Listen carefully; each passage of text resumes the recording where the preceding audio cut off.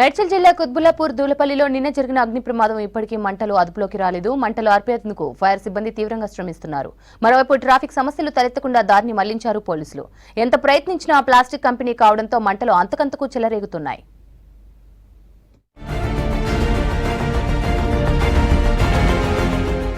మేడ్చల్ జిల్లా కుత్బుల్లాపూర్ దూలపల్లిలో అగ్ని ప్రమాదం జరిగిన ఎస్ఎస్వి ప్యాబ్ ప్లాస్ట్రో ఇండస్ట్రీలో మంటలు అదుపులోకి రావడం లేదు. నిన్న మధ్యాహ్నం అగ్ని ప్రమాదం చోటు చేసుకోగా ఇప్పటికీ మామూలు పరిస్థితిలోకి రాలేదు.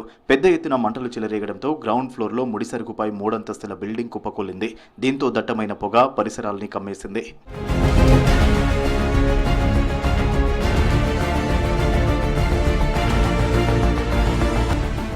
శిథిలాల కింద ప్లాస్టిక్ మండుతుండటంతో పెద్ద ఎత్తున నల్లటి పొగ వెలువడుతోంది.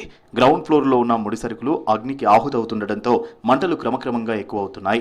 దాదాపు 100 మీటర్ల ఎత్తు వరకు మంటలు ఎగిసిపడ్డాయి. మంటల సెగ 200 మీటర్ల దూరం వరకు వ్యాపించింది. నిన్న అర్ధరాత్రి సమయంలో సహాయక చర్యలు ఆటంకం ఏర్పడింది. ప్లాస్టిక్ తయారీ కంపెనీ కావడంతో మంటలు తీవ్రంగా ఎగిసిపడ్డాయి. ఎన్ని ప్రయత్నాలు చేసినా ఫలితం లేకుండా పోయింది.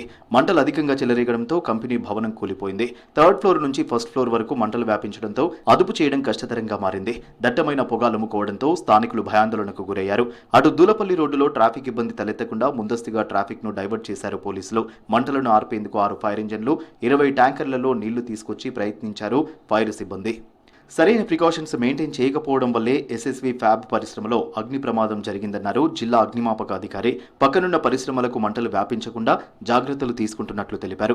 పరిశ్రమలో ప్రికాషన్స్ పాటించని వారిపై చర్యలు తీసుకుంటామన్నారు. మొత్తం 10 ఫైర్ ఇంజన్లు 2 స్పెషల్ ఫైర్ ఇంజన్ల సాయంతో మంటల్ని ఆర్పివేశామని తెలిపారు అగ్నిమాపక అధికారి. భారీ ఎత్తున మంటలు చెలరేయడానికి కారణం ఏంటంటే మేజర్గా ఇది మెటీరియల్, వాళ్ళు స్టోర్ చేసిన material, the nature of the material, అందువల్లనే ఎక్కువ మొత్తంలో ఆల్మోస్ట్ 40 మీటర్స్ 50 మీటర్స్ హైట్ వరకు అవి ఫైర్స్ వచ్చినాయి. సో అది మెయిన్ రీజను. ఎక్కువ మొత్తంలో ఆల్మోస్ట్ గ్రౌండ్ ఫ్లోర్ మొత్తం కంటిన్యూస్ గ్రౌండ్ ఫ్లోర్ మొత్తం వాళ్ళు మెటీరియల్ స్టోర్ చేసి పెట్టారు. పాలీప్రొపైలిన్ గ్రాన్యూల్స్ అని మీరు చూడండి, ఇవి పాలీప్రొపైలిన్ గ్రాన్యూల్స్. సో దీంతో వీళ్ళు ఏం చేస్తారంటే ప్లాస్టిక్ బ్యాగ్స్ తయారు చేస్తారు. సో ఈ పాలీప్రొపైలిన్ బ్యాగ్స్ అనేటివి గ్రౌండ్ ఫ్లోర్ మొత్తం అక్కడ చూస్తే మీకు అక్కడ కనిపిస్తుంది చూడండి.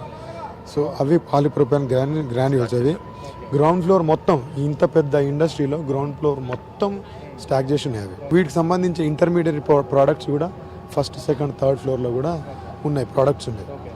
సో కంప్లీట్గా కంటిన్యూస్గా మా ఆపరేషన్స్ కంటిన్యూ చేస్తుండడం వల్లనే ఇప్పుడు ఈ ఫైర్ అనేది కంట్రోల్లోకి వచ్చింది, కన్ఫైన్ అయింది. మంటల అదుపులోకి తీసుకొచ్చేందుకు ఫైర్ సిబ్బంది తీవ్రంగా శ్రమించారు. స్పెషల్ ఫైర్ ఇంజన్లతో మంటలు ఆర్పేందుకు ప్రయత్నించినా పరిస్థితి అదుపులోకి రాలేదు. కంటిన్యూగా ఎగిసిపడుతున్న మంటలను ఆర్పేందుకు సిబ్బంది శాయశక్తులా కృషి చేశారు. ప్రమాదంలో భారీగా ఆస్తి నష్టం జరిగింది.